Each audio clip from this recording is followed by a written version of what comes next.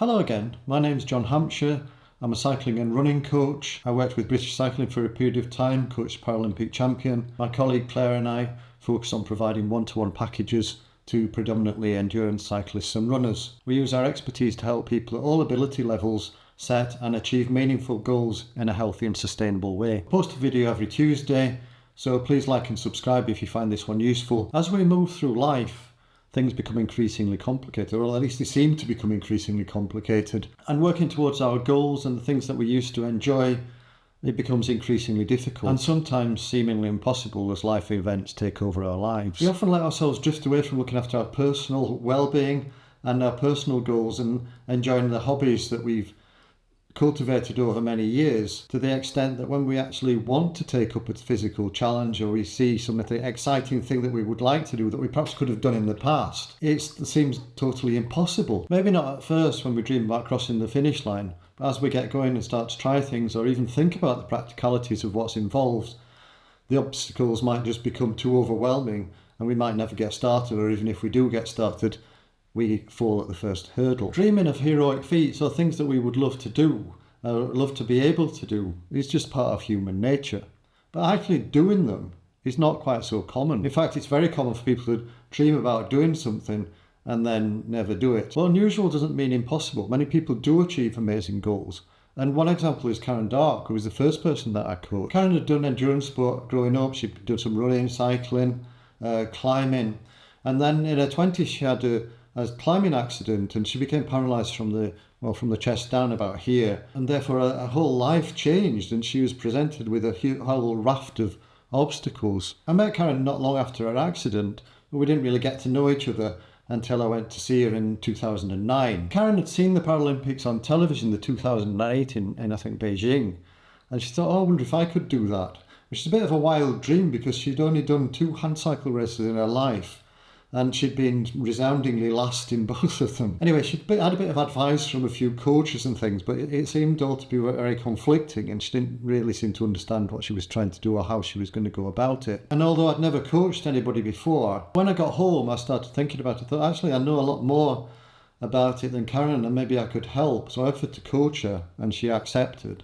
And we started working together towards the end of 2009. And things developed. She started to improve. She worked really hard. And we got to know each other really well. We established a really effective relationship, which is really important. I thought I'd better get some qualifications because I had no qualifications in coaching at all.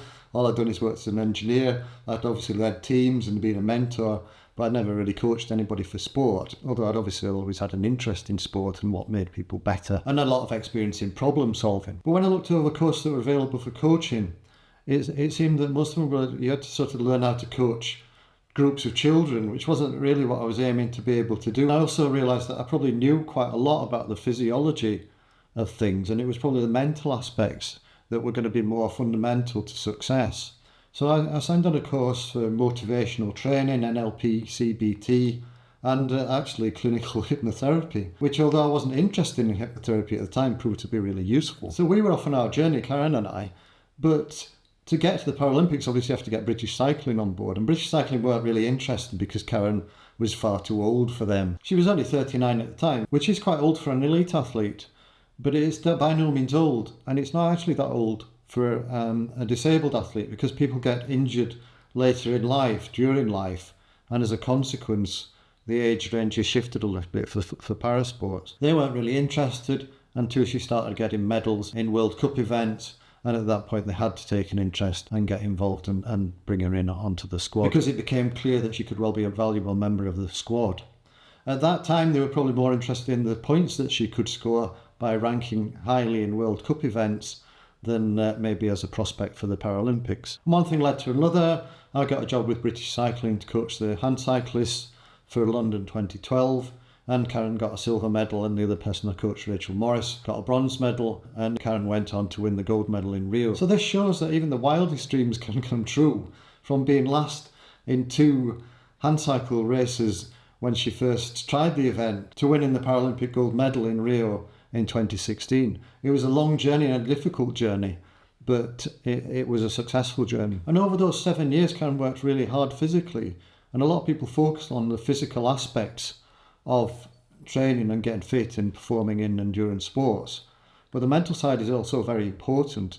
And I think perhaps Karen's greatest strength that kept her showing up was her ability to reframe things. So things, obviously lots of things went wrong, and the fact that she was a disabled athlete made life even more difficult. She injured her shoulder a number of times because she had to, not only did she have to ride the bike with her arm, she had to transfer herself in and out of a wheelchair, and all her life's involved in, moving herself about with her arms, which is a bit unnatural. And also she was in hospital a number of times with various illnesses, which were partly as a consequence of the lifestyle she had to live as a disabled athlete. But her greatest strength is her ability to reframe these negative things into positive things. So she's very good at when things kick her in the face or hit her in the face, so to speak. She's very good at spending a bit of time thinking about it, actually, this is how I can look at it and see it in a positive way. And I think that's something we could all get better at. It was that reframing that helped her maintain the process and belief in the process so that she kept showing up and being consistent. And it's this consistency that makes the difference in building fitness. The detail of specifically what you do, these magic training sessions that people might tell you about, doing Stephen Silas 3x8 minutes might be marginally better than another type of session for you at a given time. But doing 3x8 minutes or 5x5 minutes or 4x6 minutes or 7x3 minutes, it probably doesn't make that much difference to you. But doing something definitely makes a difference. It's these mental skills and commitment and developing good habits that make the difference, and not necessarily the specifics of the training that you're doing. Thinking back to this dream, what's your dream?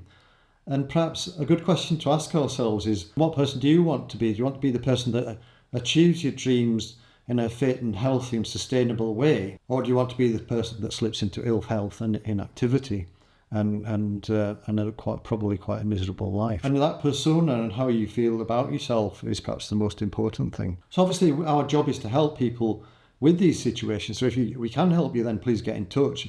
If you want to have a 20-minute chat with no obligation, you can book a call with me in the link in the description, or you can get in touch via our website. If you like this video, then please like and subscribe. What things do you need to help you with your journey to fit and healthy and successful life using endurance sport as the focus? Let us know in comments, perhaps we can start a discussion. Hope all this makes sense, hope it helps.